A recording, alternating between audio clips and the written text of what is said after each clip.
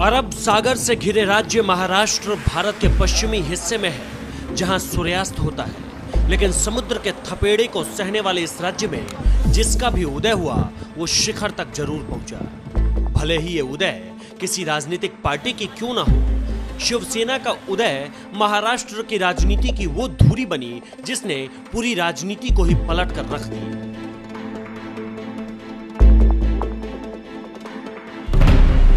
महाराष्ट्र के सियासत में शिवसेना 80/20 की राजनीति करने आई थी, जिसमें 80% समाज सेवा थी तो 20% राजनीति। बाला साहब ठाकरे ने 19 जून 1966 को शिवसेना की स्थापना की। ये एक ऐसी पार्टी के तौर पर उभर रही थी जो महाराष्ट्र के स्थानीय लोगों के हक के लिए लड़े, और बाला साहब ठाकरे ने राजनीति की नस में भूमिपुत्र का वो खून दौड़ाया कि जनता सीधे तौर पर जुड़ती चली गई। वक्त बदल रहा था, शिवसेना अब राजनीतिक जोश में थी, जिसमें जोश अब हिंसक राजनीति का रूप ले रही थी। यह दौर 1970 का था। शिवसेना को 4 साल हो चुके थे और शिवसेना भूमिपुत्र की सियासत अभी भी कर रही थी।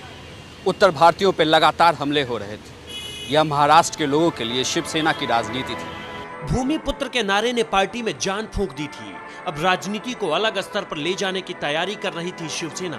उसने मराठी लोगों के हक की लड़ाई लड़ने के लिए दक्षिण भारतीयों पर जुल्म ढाने शुरू कर दिए। इससे पार्टी को बल तो मिल रहा था, लेकिन भूमिपुत्र का नारा कमजोर होने लगा था। अब महाराष्ट्र की सियासत बदल रही थी। यह दौर 1980 का था। 1980 में जब उत्तर भारतीयों पर लगातार हमले हो रहे थे तो कहीं ना कहीं शिवसेना को लग रहा था कि उन्हें अपनी पार्टी की सोच बदलनी होगी, और उन्होंने धीरे धीरे भूमिपुत्र से किनारा किया। महाराष्ट्र की राजनीतिक विरासत पर पार्टी के बने हुए 1 दशक से ज्यादा हो गया था, लेकिन इस पार्टी के एक भी नेता ने जीत का स्वाद नहीं चखा। अब पार्टी ने भूमिपुत्र से किनारा करना शुरू कर दिया और हिंदुत्व के मुद्दे पर आगे बढ़ना शुरू कर दिया। 80 के दशक में पार्टी बदलने लगी और मराठी मानुष वाली राजनीति हिंदू मानुष वाली राजनीति की तरफ शिफ्ट होने लगी। अब शिवसेना बदलाव चाहती थी, बदलाव ऐसा कि राज्य की पार्टी का उदय राष्ट्र के फलक पर हो, और उसके लिए शिवसेना ने बीजेपी का दामन थाम लिया। यह 1989 का समय था, जब महाराष्ट्र में शिवसेना को यह लगने लगा कि अगर उसे राष्ट्रीय फलक पे छाना है तो किसी राष्ट्रीय पार्टी के साथ जुड़ना होगा, और उसने बीजेपी का दामन थामा। तब से लेकर अब तक शिवसेना बीजेपी के साथ है।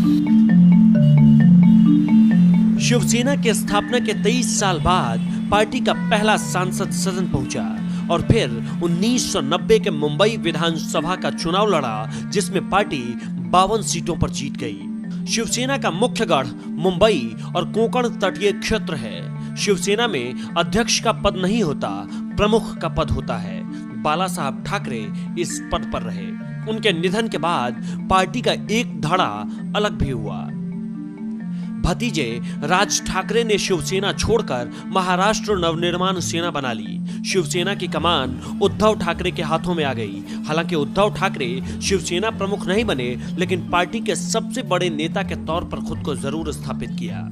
बीजेपी से शिवसेना का रिश्ता तो जरूर है, लेकिन इस रिश्ते में तलखी का दंश है। तभी तो 2014 के चुनाव में पार्टी से किनारा कर शिवसेना ने चुनाव लड़ा और चुनाव के बाद फिर सरकार में आ गई।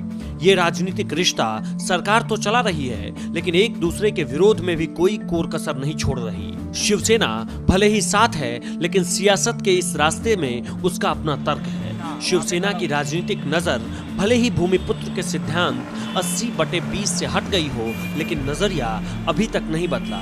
अभी भी शिवसेना की राजनीति में 80% मराठियों की राजनीति है और 20% देश की।